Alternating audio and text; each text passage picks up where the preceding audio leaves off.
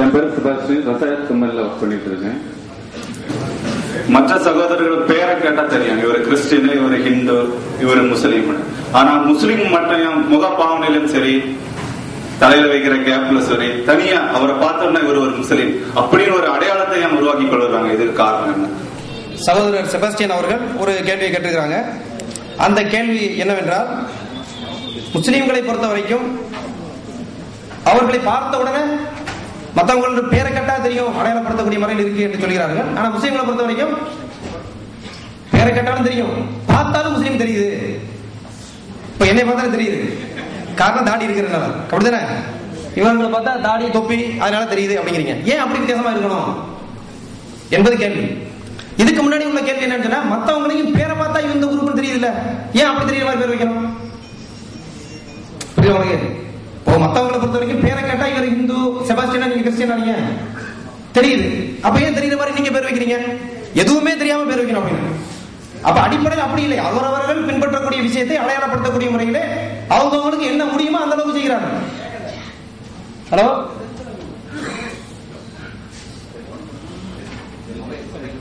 நான் சொல்லக்கூடிய பதில் அவங்களுக்கு அவரவர்கள் தங்கள் தங்கள் அளவுக்கு அடையாளப்படுத்த தான் செய்கிறார்கள். அதனாலதான் உதாரணத்துக்கு சகோதரர் செபாஸ்டியன் பேர் வைத்திருக்கிறார்கள். அதை கேட்டவுடனே நமக்கு உடனே தெரியுது இது கிறிஸ்தியனுடைய பேர். இல்ல வேற ஒரு பொதுவான ஒரு பேரை வச்சிருந்தீங்கன்னு சொன்னா அதுவும் தெரியாம போயிருக்கலாம். அப்ப கஷ்டப்பட்டு அடையாளத்தை தெரியாமல் இருக்க வேண்டும் என்று யாரும் என்ன செய்ய வேண்டிய தேவையில்லை, முயற்சி பண்ண வேண்டிய எந்த தேவையும் இல்லை. வைக்கக்கூடிய அடையாளங்களுக்கு என்ன காரணம் என்பது ஒன்று. இஸ்லாமிய மார்க்கத்தை பொறுத்தவரைக்கும் அடிப்படையில் உள்ள விஷயம் என்னவென்றால், அடையாளத்தை விட மிக முக்கியம் அந்த கொள்கை தான். இஸ்லாமிய வாழ்க்கையினுடைய அடையாளங்கள் ஒருவிடம் இருக்கிறது, ஆனால் கொள்கை இல்லை. அப்படின்னா அவர் என்ன இல்லை, அவர் சரியான முஸ்லீம் என்று கருத முடியாது. அடையாளம் இல்லை, கொள்கை இருந்தால் அடையாளம் உள்ள கொள்கை இல்லாதவரை விட இவர் உண்மையிலே சிறந்தவர் தான். அடையாளத்தோடு இருந்தால் ஒரு படி மேல. எப்படி என்று சொன்னால், உதாரணமாக தாடி. இந்த தாடி என்று சொல்லக்கூடிய இது இயற்கையிலே இறைவன் ஆண்களுக்கு வரப்பிரசாதமாக கொடுத்தது. தாடியை சிறைப்பதற்கு தான் நீங்கள் சிரமப்பட வேண்டும், தாடியை விடுவதற்கு நீங்கள் ஒன்றும் செய்யக்கூடாது. அப்படித்தானே? ஒன்றும் செய்யாம தாடி வரும். அப்ப அதான் வளர்ந்து இருக்கிற தாடி நீங்களே வரணும் போய் எடுத்துக்கிட்டு எங்களை பார்த்து கேட்கறீங்க, நீங்க ஏன் பண்ணாம இருக்கீங்க? அப்ப நீங்க ஏன் பண்ணீங்கிறத பிரச்சனை. இயற்கையா ஒரு மாதிரி விட்டுருந்துருக்கணும் நீங்க. அப்ப இறைவனாக ஒரு வழிமுறை தந்திருக்கின்ற பொழுது அதுக்கு மாற்றமாகத்தான் மக்கள் செய்து கொண்டிருக்கிறார்கள். இயற்கையின் அடிப்படையில் நம்ம செஞ்சிருக்கிறோம். ஆனால் அடிப்படையில் நாங்கள் செய்வதற்கு என்ன காரணம் என்று சொன்னால், முகமது நபி அவர்கள் எங்களை பொறுத்தவரை ஹீரோ.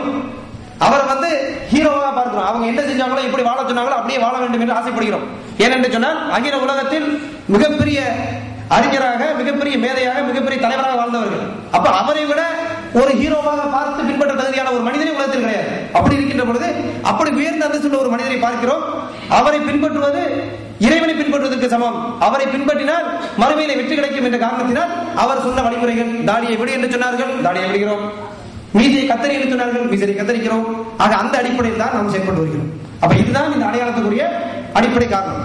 இன்னொரு விஷயம் என்னவென்றால், முஸ்லிம்கள் ஊருக்கு போறோம், ஊர்ல எங்க போய் பள்ளிவாசல்ல தொழுகிறது அப்படின்னு என்ன கேட்கணும். நான் யார்கிட்ட கேட்பேன், ஒவ்வொரு ஆட்டையா உங்க பேர் எங்க கேட்கணும். அப்புறம் யோசிச்சு கால்குலேஷன் பண்ணி அப்புறம் அடுத்த கேள்வி கேட்கணும். கரெக்டா இல்லையா? டக்குன்னு பார்த்த உடனே இப்ப சீரி வந்தாங்க, எங்க பள்ளிவாசல் எங்க இருக்கு, நேரம் கேட்பா அவருக்கு போங்கன்றார். அப்ப அது வசதி தானே எங்களுக்கு. அப்ப அடையாளப்படுத்தப்படுவதில் வசதிகளும் இருக்கின்றன.